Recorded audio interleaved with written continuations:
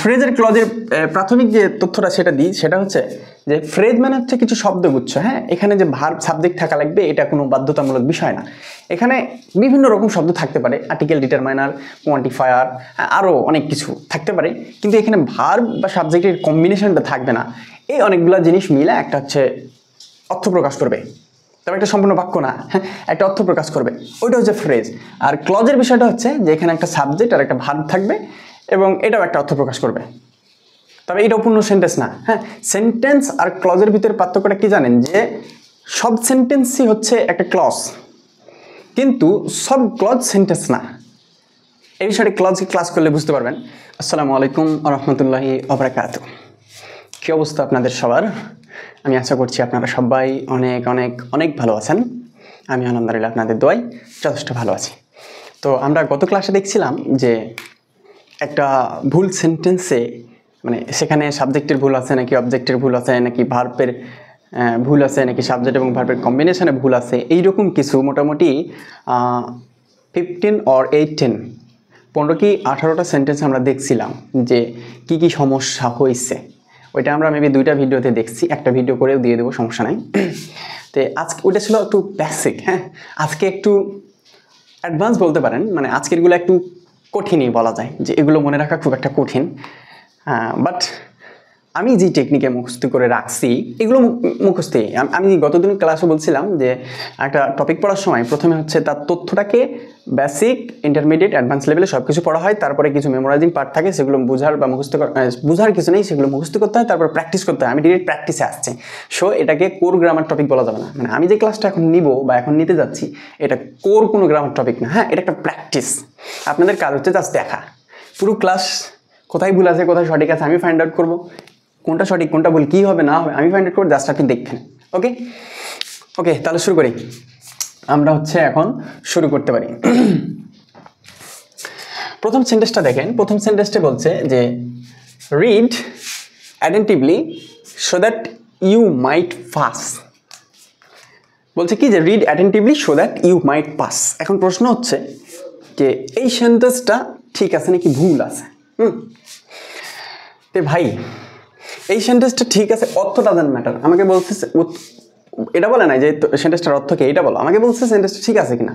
তো দেখেন যে read attentively so that you might pass, তে আপনি এত দূর আসছেন, মানে এই সেন্টেন্সটাতে সো দ্যাটের উপর নির্ভর করে লেখা হয়েছে, এটা আর আপনাকে নতুন করে বোঝাতে হবে না। হ্যাঁ, তো এখন সো দ্যাট হলে একটা সেন্টেন্স কেমন হয় সেটা দেখি। ওখানে কি ভুল কি সঠিক সেটা ডাজন্ট ম্যাটার। তো আপনি বুঝতে পারছেন যে এখানে সো দ্যাট আছে, সো দ্যাটের উপর নির্ভর করে সেন্টেন্সটা তৈরি হয়েছে। সো আমরা এখন দেখবো যে সো দ্যাট থাকলে একটা সেন্টেন্স কীরকম হয়। ঠিক আছে, আমরা এখন এইটা দেখব, তারপরে দেখব যে এই স্ট্রাকচারের সাথে আমাদের ওইটা মিলতেছে কিনা। দেখেন, যদি সো দ্যাট থাকে কোনো সেন্টেন্সে, যদি সো দ্যাট থাকে, সো দ্যাটের নিজের ভাই আছে একটা, সেটা হচ্ছে in order that. In order that এর মানে আপনি সো দ্যাটের জন্য যেই স্ট্রাকচার বা যেই রকম সেন্টেন্স বানাবেন, ইন অর্ডার দ্যাটের জন্য সেই রকম স্ট্রাকচার সেই রকম সেন্টেন্স আপনাকে বানাতে হবে। ওকে, তো কীরকম কি, সো দ্যাটের পরে আপনাকে বসাতে হবে ক্যান অথবা মে। হ্যাঁ, ক্যান অথবা মে। তারপরে আপনাকে বসাতে হবে কুড অথবা মাইট। কুড অথবা মাইট।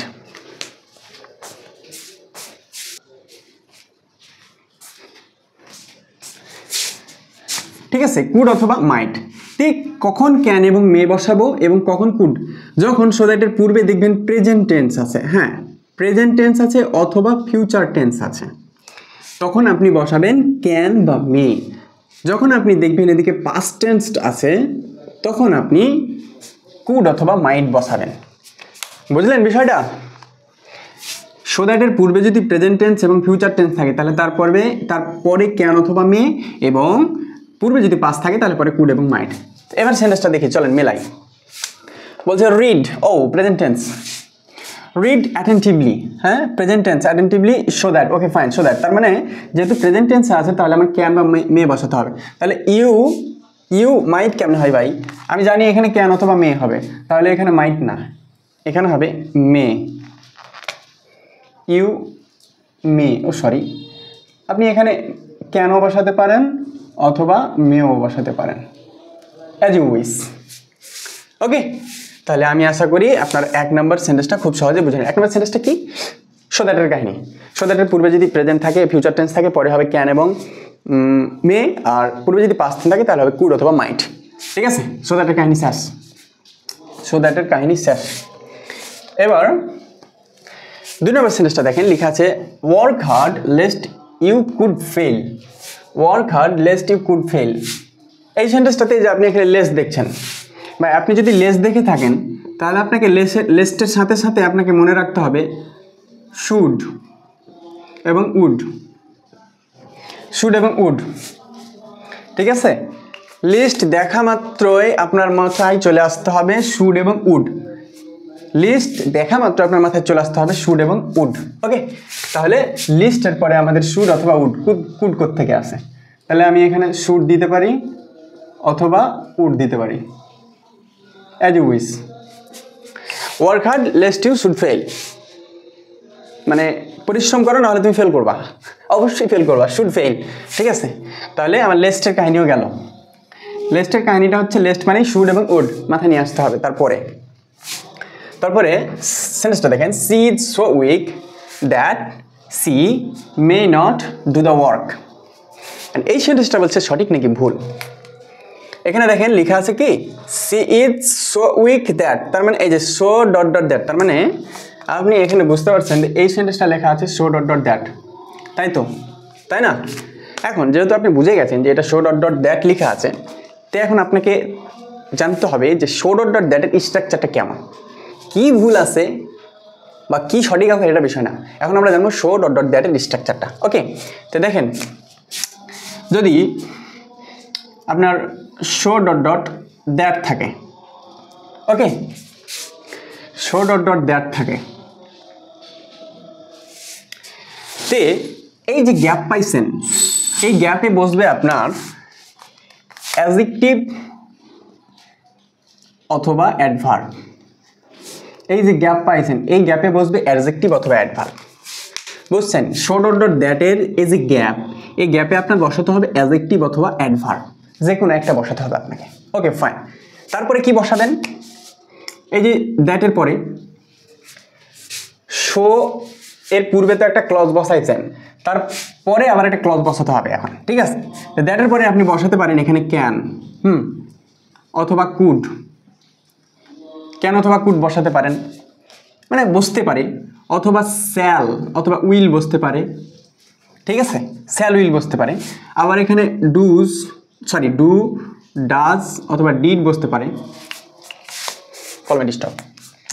ডু ডাজ ডিড বসতে পারে, তারপরে এখানে প্রেজেন্ট টেন্স বসতে পারে, তারপরে এখানে পাস্ট টেন্স বসতে পারে, পাস্ট টেন্স বসতে পারে। কি বুঝলেন বিষয়টা? যে শো ডট ডট দ্যাটের গ্যাপের মিডিলে হচ্ছে অ্যাডজেক্টিভ অ্যাডভার্ব বসবে, আর তারপরে আমার ক্যান কুড আসতে পারে, স্যাল উইল আসতে পারে, ডু ডাজ ডিড আসতে পারে, প্রেজেন্ট টেন্স আসতে পারে, অথবা পাস্ট টেন্স আসতে পারে। বুঝছেন বিষয়টা?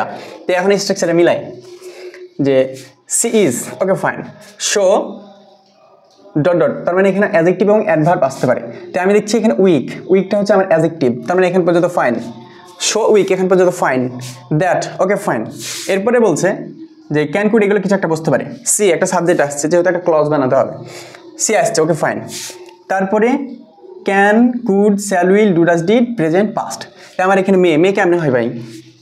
মেয়ে কোন দিক দিকে নিয়ে আসছে? মেয়ে তো আমার স্ট্রাকচারে নাই, তাহলে এখানে হবে আমার হচ্ছে মেয়ে ছিল না, তাহলে এখানে ক্যান নট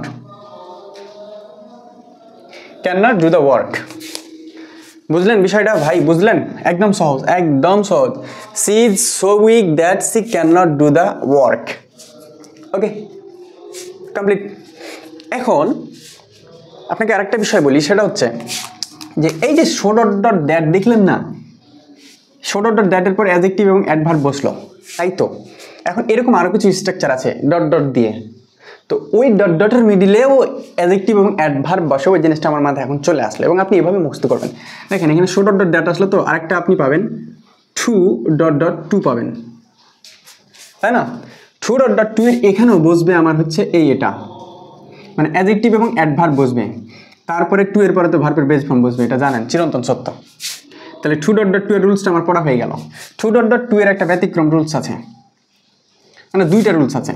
ব্যতিক্রমটা হচ্ছে যে এই যে টু, হ্যাঁ, তারপরে ডট ডটের এখানে আমাদের ওই অ্যাডজেক্টিভ এবং অ্যাডভার্ব তো বসছে, অ্যাডজেক্টিভ এবং অ্যাডভার্ব তো বসছে, হ্যাঁ, এর বাইরে এই যে ফর প্লাস ব্যক্তিবাচক অবজেক্ট আসতে পারে, ব্যক্তিবাচক অবজেক্ট আসতে পারে, তারপরে টু প্লাস V1, এটা তো হবেই। বুঝলেন কাহিনীটা? এই যে শো ডট ডট দ্যাটের সাথে যেহেতু এখানে অ্যাডজেক্টিভ অ্যাডভার্ব বসলো, 2.2 এর মিডিলেও আমার অ্যাডজেক্টিভ অ্যাডভার্ব বসে, তারপরে ভার্বের বেস ফর্ম বসে, কমপ্লিট। 2 এর পরে ভার্বের বেস ফর্ম বসবে, এটা তো আমরা জানি। কিন্তু এখানে আরেকটা রুলস আছে, সেটা হচ্ছে এই যে 2.2 এর ক্ষেত্রে অ্যাডজেক্টিভ অ্যাডভার্বের পরে কখনো কখনো ফর ব্যক্তিবাচক অবজেক্ট চলে আসতে পারে, এবং for us, for me, for you, for our, এরকম কিছু একটা চলে আসতে পারে। Okay fine. এবারে যে ফর এবং ব্যক্তিবাচক অবজেক্ট, এটা দেখে আমার আরও একটা স্ট্রাকচার মনে পড়ে গেল, সেটা হচ্ছে যে it is time. It is টাইমের পরে আমাদের ইনফিনিটিভ বসে, বুঝছেন? এর এই 2.2 এর মতো এরও একটা এক্সট্রা রুল হচ্ছে, এই ইট ইজ টাইমের পর এখানেও ফর প্লাস ব্যক্তিবাচক অবজেক্ট চলে আসতে পারে, হ্যাঁ, তারপরে 2 প্লাস V1, এটা তো হবেই। বুঝলেন ব্যাপারটা কি বোঝা গেল? একটার সাথে আরেকটা কিভাবে জড়িত দেখেন। আমি বলি আপনাকে যে আচ্ছা, এখন পর্যন্ত কমপ্লিট, আমি একটু পরে রিভাইজ দিচ্ছি। ইট ইজ টাইম হলো, তো ইট ইজ টাইম যদি হয় তাহলে ইট ইজ হাই টাইম কি দোষ করলো? ইট ইজ টাইম যদি হয় তাহলে ইট ইজ হাই টাইমকে নিয়ে চলে আসেন। It is high time, HIGH, it is high time কি দোষ করলো? তারপরে সাবজেক্ট, তারপরে V2। ইট ইজ হাই টাইমের পরে V2 হয়, সাবজেক্টটা দিলাম না, থাক, সাবজেক্ট তো হবে জানি। ইট ইজ হাই টাইমের পরে V2, মানে ভার্বের 2 নম্বর ফর্ম। দেখেন ভাই, একটা স্ট্রাকচার থেকে কি করে অনেকগুলো স্ট্রাকচার আমি মনে রাখলাম। শো ডট ডট দ্যাট এর মিডিলে অ্যাডজেক্টিভ অ্যাডভার্ব বসবে, অ্যাডজেক্টিভ অ্যাডভার্ব বসতে পারে 2.2 এর মিডিলেও, 2 এর পরে ভার্বের বেস ফর্ম, একটা কমপ্লিট। এই যে 2 এর পরে অ্যাডজেক্টিভ অ্যাডভার্বের পরে ফর প্লাস ব্যক্তিবাচকও চলে আসতে পারে 2 এর ক্ষেত্রে মাঝে মধ্যে, ঠিক আছে? এই যে ফর প্লাস ব্যক্তিবাচক যে আসলো, এটা আবার আরেক জায়গায় আসতে পারে, সেটা কোথায়? ইট ইজ টাইমের জায়গায়। ইট ইজ টাইমের পরে ভার্বের বেস ফর্ম বসে, ইনফিনিটিভ বসে। এই যে ইট ইজ টাইম, এরপরে ফর প্লাসে ব্যক্তিবাচক চলে আসতে পারে, এই যে জিনিসটার জন্য আমাদের মনটা এখানে চলে আসলো, ফর প্লাস ব্যক্তিবাচক অবজেক্ট চলে আসতে পারে, ঠিক আছে? আসলো। এখন কথা হচ্ছে ইট ইজ টাইম তো পড়া হয়ে গেল, তো ইট ইজ হাই টাইম কি দোষ করলো? ইট ইজ হাই টাইম, তারপরে ভার্বের দ্বিতীয় রূপ বসে। ভাই একটা জায়গা থেকে কতটা রুলস পড়া হলো দেখেন, 1টা 2টা 3টা 4টা জিনিসের প্রায় 5-6টা স্ট্রাকচার আমার পড়া হয়ে গেল। এভাবেই পড়া উচিত, যেটার সাথে যেটা লিঙ্ক আছে সেটা সে জায়গাতে পড়ে নেওয়া উচিত। ওকে ভাই, ওকে, বুঝতে পারছেন? আমি আশা করি আপনারা বুঝতে পেরেছেন। সো এই সেন্টেন্সটা আমার হলো। ওকে, এরপরে পরের সেন্টেন্সটা দেখেন, বলছে যে wait here as long as it rain. আবার আরেকটা সেন্টেন্স দেওয়া আছে, wait here until the rain stop. বলেন এখানে কোনটা ঠিক কোনটা ভুল? বলেন এখানে কোনটা ঠিক এবং কোনটা ভুল? এখানে কোনটা ঠিক এবং কোনটা ভুল বলেন? Wait here as long as it rain অথবা wait here until the rain stop. তার মানে এখানে আমি বুঝতে পারছি যে কাহিনীটা হচ্ছে অ্যাজ লং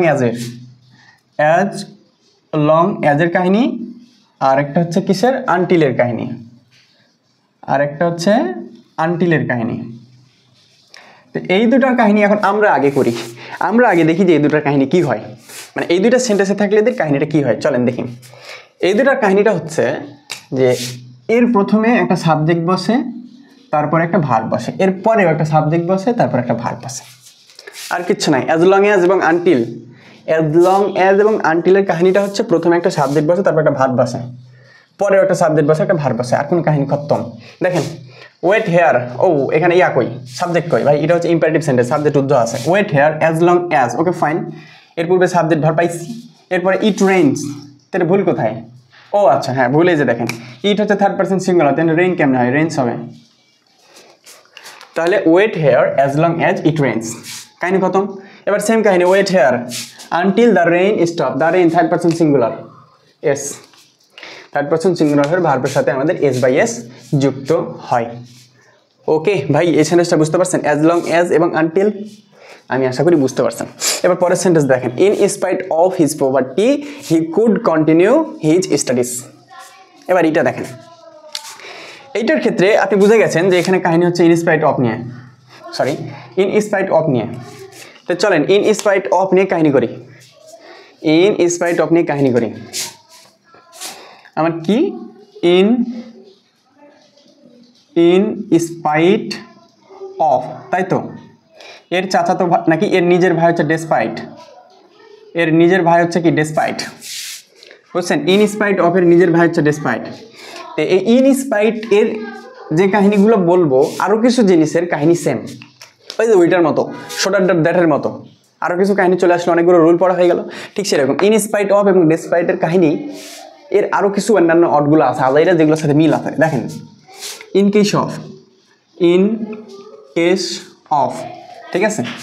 তারপরে আপনি পাবেন because of, because of, because অফের নিজের ভাই হচ্ছে আবার on account of, on account of, due to, নিজের ভাই এগুলো ডিউ টু এবং হচ্ছে ওয়িং টু, এবং হচ্ছে ওয়িং টু, এগুলো হচ্ছে আর নিজের ভাই, ঠিক আছে? আরও পাবো এখানে হচ্ছে বাই এবং উইদাউট, বাই এবং হচ্ছে উইদাউট, বাই এবং হচ্ছে উইথআউট, বাই এবং উইথআউট। এই যে এখানে জিনিসটি লিখলাম কি কি, ইন স্পাইট অফ ডেসপাইট এরা নিজের দুই ভাই, এভাবেই মনে রাখবেন, এরা নিজের দুই ভাই। ইন কেস অফ এ আলাদা, তারপরে because of, on account of, due to, owing to এরা হচ্ছে আবার নিজের ভাই। বাই এই আলাদা, উইথআউট এ আলাদা। এখন এখানে যতগুলো লিখছি সবগুলোর ক্ষেত্রে একটা কমন জিনিস হচ্ছে এদের পরে বসবে নাউন অথবা নাউন ফ্রেজ অথবা জিরান্ড, ঠিক আছে ভাই? বুঝলেন বিষয়টা? In case of, despite, in case sorry in spite of, despite, in case of, because of, on account of, due to, owing to, by, without এগুলোর পরে সব কটার পরে যে জিনিসটা বলবে সেটা হচ্ছে হয় নাউন বসতে পারে, নতুবা নাউন ফ্রেজ বসতে পারে, নতুবা জিরান্ড বসতে পারে। বুঝলেন বিষয়টা?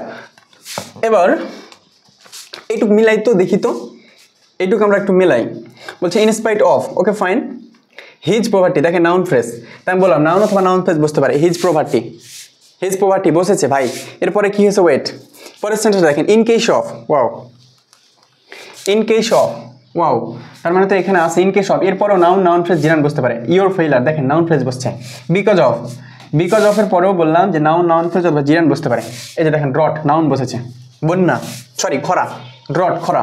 তারপরে দেখেন বাই, বাই আসে না, তারপরে নাউন, নাউন ফ্রেজ জিরান বসতে পারে। বাই টেকিং, এ দেখেন জিরান্ড, অথবা এটাকে এই যে জিরানটা নাউনের মতো কাজ করে, জিরান এক্সারসাইজ রেগুলারলি, তার মানে এটাও একটা নাউন ফ্রেজ বলা যায়। তারপরে দেখেন উইথআউট, তারপরে হচ্ছে উইথআউট, উইথআউট হলেও আমার নাউন, নাউন ফ্রেজ জিরান বসতে পারে। এই যে জিরান বসেছে, উইথআউট রিডিং মোর, ঠিক আছে? তার মানে আমরা এই যে ইনস্পাইট থেকে এখন পর্যন্ত প্রায় এই 4টা সেন্টেন্স দেখলাম, এই কমার আগ পর্যন্ত কাহিনী আমাদের ক্লিয়ার, যে in spite of, in case of, because of, by, by, তারপর হচ্ছে উইথআউট এগুলোর পরে আমার হচ্ছে নাউন, নাউন ফ্রেজ এবং জিরান বসে। ওকে, এখন পর্যন্ত ক্লিয়ার। এবার চলুন পরের কাহিনীগুলো ক্লিয়ার করি। এবার পরের কাহিনী ক্লিয়ার করতে এগুলোর সাথে আরও কিছু জিনিস নিয়ে আসি। এবার ইন স্পাইট অফ এবং ডিসপাইট অফ এর চাচাতো ভাই দো, দো এবং হচ্ছে অল দো, দো অল দো, ঠিক আছে? ইন স্পাইট অফ এবং ডিসপাইট অফ এর চাচাতো ভাই দো অল দো, আর because of, on account of, due to, owing to এগুলোর চাচাতো ভাই হচ্ছে অ্যাজ, সিন্স, শুধু বিকজ এবং আনলেস। বুঝছেন ভাই বিষয়টা? এই যে এখান কমার আগ পর্যন্ত তো ক্লিয়ার, এখন কমার পর পর্যন্ত যাওয়ার জন্য আমাদেরকে আরও কিছু জিনিস নিয়ে আসতে হবে। In spite of, despite of এর চাচাতো ভাই হচ্ছে অল দো এবং দো, আর because of, on account of, due to, owing to এগুলোর চাচাতো ভাই হচ্ছে as, since, because, unless, as, since, because, unless.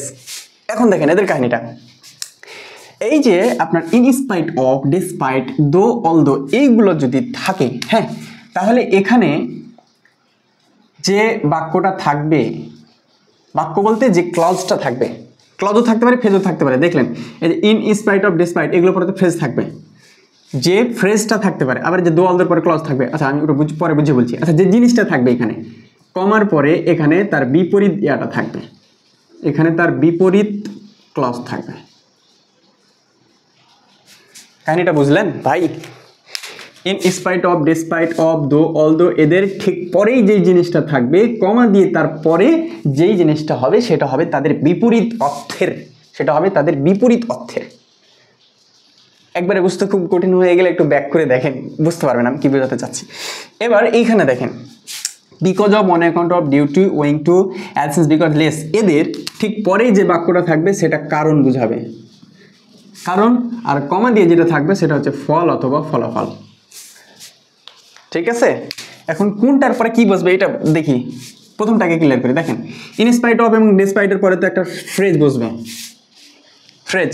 এখন অনেকের এরকম প্রশ্ন হতে পারে যে ভাই আপনি যেটা ঠিক আছে আপনি প্রথমে বললেন যে দেখেন বিষয়টা, কিন্তু ভাই শুধু মাথার উপরে যাচ্ছে ফ্রেজ ক্লজ এগুলা। কিন্তু আমি আপনাকে বলি যে এই ক্লাসটা আপনার জন্য না, এটা দ্বারা আপনি অপমান বোধ করবেন না। কারণ আপনার যদি হচ্ছে ফ্রেজ এবং ক্লজ পড়া না থাকে তাহলে আপনি এটা বুঝতে পারবেন না, এটাই স্বাভাবিক।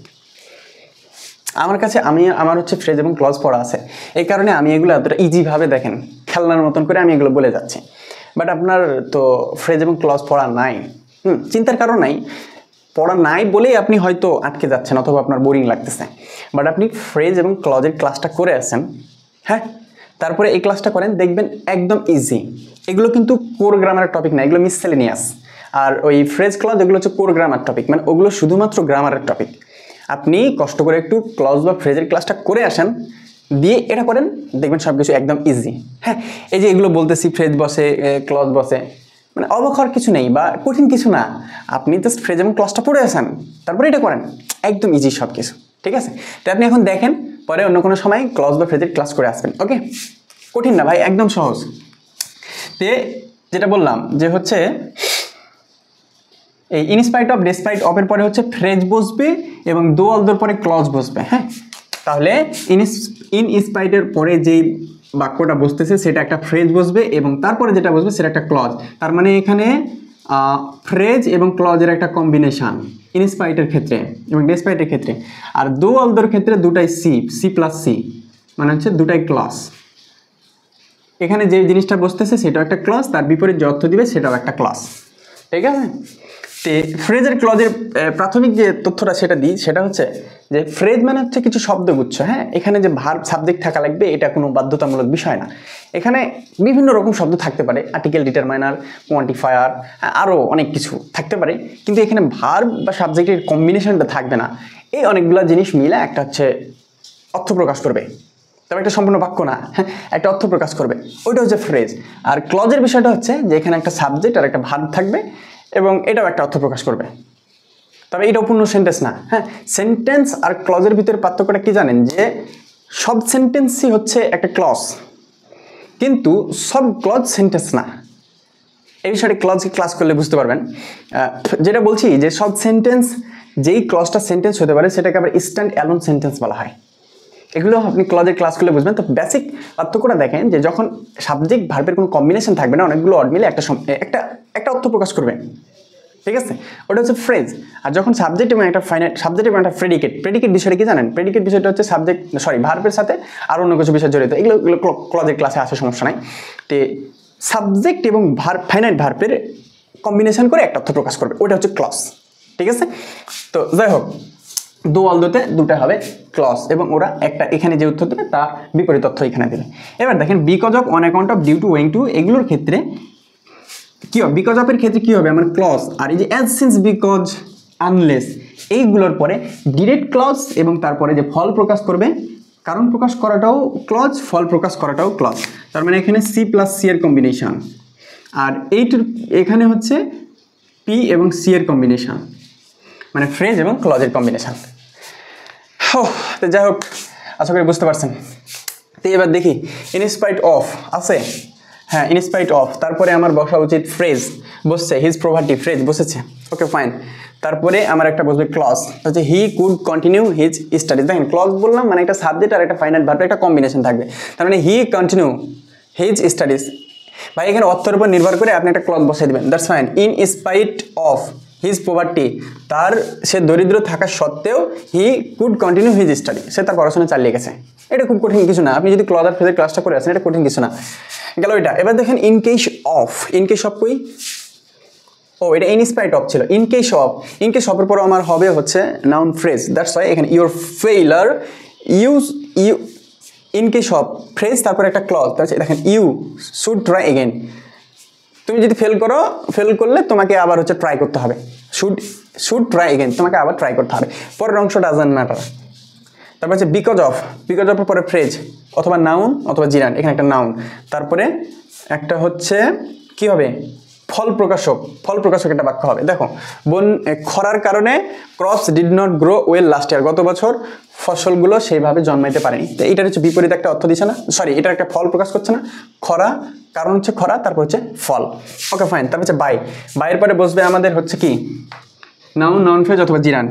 বাই টেকিং এক্সারসাইজ রেগুলারলি, নিয়মিত ব্যায়াম করলে ইউ ক্যান কিপ ফিট, এখানে একটা ক্লজ, এদিকে ফিট রাখতে পারবে। আবার হচ্ছে উইদাউট, উইদাউটের পরে হচ্ছে নাউন, নাউন ফ্রেজ অথবা জিরান্ড, এই যে এখানে জিরান্ড। উইদাউট রিডিং মোর, পড়া ছাড়া you can not learn more, তুমি শিখতে পারবে না অনেক কিছু। But for your help I would have three, এখানে একটা বিষয় আছে দেখেন যে উইদাউটের একটা এক্সট্রা রুল আছে। উইদাউটের এক্সট্রা রুলটা হচ্ছে এই উইদাউট এবং নাউন, নাউন ফ্রেজ অথবা জিরান্টের পরিবর্তে আপনি but for noun, noun phrase, স্ট্রাকচারটা হচ্ছে বাট ফর, তারপরে হচ্ছে নাউন অথবা নাউন ফ্রেজ, সরি নাউন অথবা নাউন ফ্রেজ, হ্যাঁ বাট ফর প্লাস নাউন অথবা নাউন ফ্রেজ, তারপরে হচ্ছে উড হ্যাভ V3, এরকম একটা স্ট্রাকচার পাবেন। এই যে উইথাউট রিডিং মোর, মানে উইথাউট তারপরে হচ্ছে নাউন বা নাউন ফ্রেজের পরিবর্তে এই জায়গাতে আপনি বাট ফর বসাবেন, তারপরে নাউন, নাউন ফ্রেজ এবং এই জায়গাতে উড হ্যাভ V3, শুধুমাত্র উড হ্যাভ V3, এই স্ট্রাকচারটাও আপনি পাবেন মাঝে মধ্যে এই উইথাউটের ক্ষেত্রে। ঠিক আছে, আমি আশা করি আপনারা বুঝতে পেরেছেন, আমি আশা করি আপনারা বুঝতে পেরেছেন। এবার পরের সেন্টেন্সটা দেখেন যে we all believed him as he never told lies, as পাইছি এখানে আমরা, তার মানে এই সেন্টেন্সটা দাঁড়িয়েছে অ্যাজের উপর নির্ভর করে। তো অ্যাজের রুলস আমরা দেখলাম, এই যে অ্যাজের রুলস দেখলাম। অ্যাজের রুলস কি? অ্যাজের রুলস হচ্ছে এরপরে একটা ক্লজ থাকবে, সেটা হবে কারণ প্রকাশক, তারপরে আর একটা ক্লজ থাকবে, সেটা ফল প্রকাশক। তো অ্যাজের পরেরটা হবে কারণ প্রকাশক, as he never told lies, কারণ সে কখনো মিথ্যা বলে না। উই অল বিলিভড হিম, এই কারণে সবাই তাকে বিশ্বাস করে। এরকম কি যে সবাই তাকে বিশ্বাস করে বলে সে মিথ্যা কথা বলে না, এরকম কিছু কি? এরকম কিছু না। বিষয়টা হচ্ছে যে সে মিথ্যা কথা বলে না, এই কারণে সবাই তাকে পছন্দ করে। ঠিক আছে, মানে কারণ হচ্ছে এটা। তো এই যে হি নেভার টোল্ড লাইস, এটা যে একটা ক্লজ, এটাকে আপনাকে ফাইন্ড আউট করতে হবে ভাইয়া, এটাকে আপনাকে বুঝতে হবে। তারপরে উই অল ডিসাইডেড হিম, এটা যে একটা ক্লজ, এটা আপনাকে বুঝতে হবে। কারণ এজের কাহিনীটা সিসি দিয়ে, মানে কারণ দিয়ে ফল দিয়ে, একটা কারণ বোঝাবে তো একটা ফলাফল বোঝাবে। সে সত্য কথা বলেই সবাই তাকে বিশ্বাস করে, এই হচ্ছে তার ফলাফল। গেল। এরপরে বলছে though she is rich she has no mental peace. Though এর কাহিনীটা, ও আচ্ছা, এই যে এখানে বলছিলাম যে ইনস্পাইট অফ ডেসপাইট অফ এর চাচাতো ভাই হচ্ছে দো অলদো। দো অলদোর ক্ষেত্রে কাহিনীটা কি বললাম, যে একটাতে যে প্রথম ক্লজটাতে যে জিনিসটা বোঝাবে, দ্বিতীয় ক্লজটাতে তার বিপরীত তথ্য দিবে। দেখেন though she is rich, she is rich এটা একটা ক্লজ। দো সি, যদিও সে হচ্ছে ধনী, she has no mental peace, এটাও একটা ক্লজ। She has no mental peace, দেখেন বিপরীত তথ্য দিবে। যদিও সে ধনী, তাহলে তো তার শান্তিতে থাকা উচিত ছিল, কিন্তু এখানে একটা বিপরীত তথ্য দিয়েছে, তার কোনো মানসিক শান্তি নাই। একটা জায়গা থেকে দেখেন কতগুলো সেন্টেন্স, কতগুলো আমরা স্ট্রাকচার পেয়ে যাচ্ছে। দইয়ের কাহিনী গেল। এরপরে পরের সেন্টেন্সটা কি বলছে, যে the sum is too hard for you to do. ও টু এর বিষয়টা ওই যে তখন বললাম, ওই শো ডট ডট দ্যাট পড়ার সময় বললাম কি, যে টু ডট ডট টু এর কাহিনীটা হচ্ছে যে এরপরে একটা ভার্বের বেস ফর্ম বসবে, কিন্তু মাঝে মধ্যে টু এখানে কি বসবে বললাম, অ্যাডজেক্টিভ এবং অ্যাডভার্ব। কিন্তু মাঝে মধ্যে এখানে এই অ্যাডজেক্টিভ অ্যাডভার্ব বসার পাশাপাশি ফর দিয়ে একটা ব্যক্তিবাচক অবজেক্ট চলে আসতে পারে। হ্যাঁ, তারপরে 2 + V1। এখানে দেখেন যে the sum is too, okay fine, too hard adjective, for you, এই যে ফর তারপরে ব্যক্তিবাচক অবজেক্ট, এই যে ফর আসলো, একটা ব্যক্তিবাচক অবজেক্ট আসলো, ইউ, তারপরে ইনফিনিটিভ টু ডু। বুঝলেন? এখানে কোনো ভুল নাই, একদম সহজ। তারপরে সেন্টেন্সটা বলছে unless the man work he will not shine in life. আনলেসের কাহিনী এই যে এখানে because of, on account of, due to, owing to, এদের চাচাতো ভাই অ্যাডসেন্স, বিকজ এবং হচ্ছে আনলেস। তার মানে আনলেসের পরে ঠিক একটা ক্লজ হবে, সেটা কারণ বোঝাবে, তারপরে একটা ক্লজ হবে, সেটা ফল বোঝাবে। এখানে আরেকটা জিনিস মাথায় রাখতে হবে, হ্যাঁ, যে আনলেস একটা নেগেটিভ বাচক ওয়ার্ড। এই যে এর আগের ক্লাসে আমরা বলছিলাম যে আনলেস, তারপরে হচ্ছে আনটিল, হ্যাঁ, তারপরে হচ্ছে হার্ডলি, ঠিক আছে, তারপরে হচ্ছে লেস্ট, এগুলো হচ্ছে নেগেটিভ বাচক ওয়ার্ড। হ্যাঁ, এগুলোর পরে কখনো নেগেটিভ সেন্টেন্স গঠন করা যাবে না। মানে আনলেসের পরে যে আপনি ক্লজটা গঠন করবেন, সিটা গঠন করবেন, সেটাতে কোনো নেগেটিভ কিছু থাকা যাবে না। তাহলে আনলেস দ্য ম্যান ওয়ার্ক, যদি কাজ না করে মানুষটা, he will not shine in life, তাহলে সে জীবনে আলোকিত হতে পারবে না বা সফল হতে পারবে না।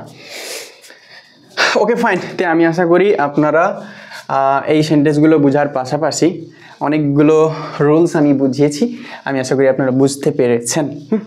এখানে মোটামুটি কয়টা, 1টা 2টা 3টা 4টা 5টা 6টা 7টা 8টা 9টা 10টা 11টা 12টা 13টা, আরও মোটামুটি 13টা আছে, যেটা আমরা নেক্সট ক্লাসে আলোচনা করব।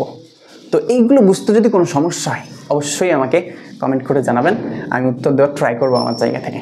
সবাই ভালো থাকবেন, সুস্থ থাকবেন, দেখা হবে পরবর্তী লেকচারে। আসসালামু আলাইকুম।